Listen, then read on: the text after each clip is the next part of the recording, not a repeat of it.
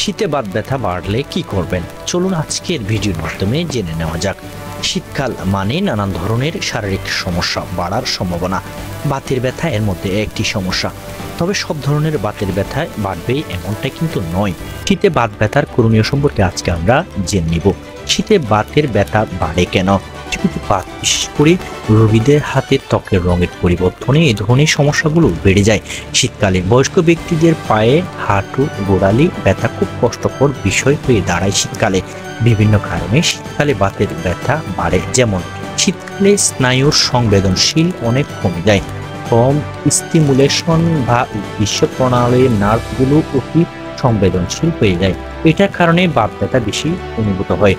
শীতকালে বাতাসের চাপ কমে যাওয়ার কারণে জয়েন্ট বা অস্থিসন্ধিতে ব্যথা হতে পারে। সায়াটিকা, যেটি কোমরের একটি বিশেষ ব্যথা, এটিও শীতকালে বেড়ে যায়। শরীরের তাপমাত্রা কমে যাওয়ার কারণে এর পরিবেশের তারতম্য কমে যাওয়ার কারণে মাংসপেশিতেও টান টান বাড়ে এবং যে কারণে ব্যথা হয়। শীতকালে পানি কম পান করে অনেকে শরীরের তরলের ঘাটতি মাংসপেশির আড়ষ্টতা বাড়ায় অন্যতম কারণ হিসেবে দেখা যায়, যার ফলে ব্যথা বাড়ে। শীতকালে স্বাভাবিকের তুলনায় হাঁটা চলার পরিমাণ কমে যায়, বিশেষ করে বয়স্ক ব্যক্তিদের ল্যাপ, কম্বল মুড়ি দিয়ে শুয়ে বসে থাকতে বেশি পছন্দ করেন তারা।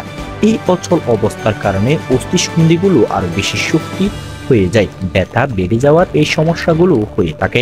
শীতকালে তাপমাত্রা কমে যাওয়ার কারণে অস্থিসন্ধির আড়ষ্টতা বেড়ে যায়, যে কারণে ব্যথা বাড়ে। ঠান্ডায় হাতে পায়ে রক্ত চলাচল কমে যাওয়ার কারণেও বাতের ব্যথা বাড়তে পারে। শীতে রোদের তীব্রতা কম থাকে, ভিটামিন ডির ঘাটতি আছে এমন রোগীদের ভিটামিন ডি এর ঘাটতি আরো বেড়ে যায়, যা সেটির কারণে বাত ব্যথার লক্ষণগুলো আরো বেশি মাত্রায় প্রকাশ পায়।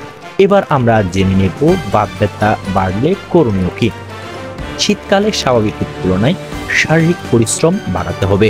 শীতের কারণে বাড়ির বাইরে যেতে না পারলেও বাড়ির ভেতরে নিয়মিত হাঁটা চলা, ব্যায়াম ইত্যাদি করতে হবে। বারান্দা বা বাসার করিডোরে 20 থেকে 30 মিনিট হাঁটতে হবে। পর্যাপ্ত পরিমাণ পানি পান করতে হবে, প্রতিদিন 2 থেকে 2.5 লিটার। হাত পায়ে রক্ত চলাচল কমে যায়, এর কারণে বাত ব্যথা বাড়তে পারে।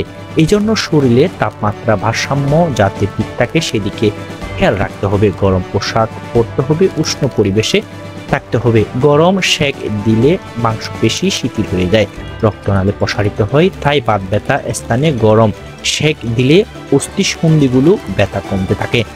যদি ভিটামিন ডির ঘাটতি দেখা যায় তাহলে চিকিৎসকের পরামর্শ নিয়ে ভিটামিন ডির মাত্রা ঠিক রাখতে হবে এবং ওষুধ সেবনের মাধ্যমে তা ঘাটতিটা পূরণ করে আসতে হবে।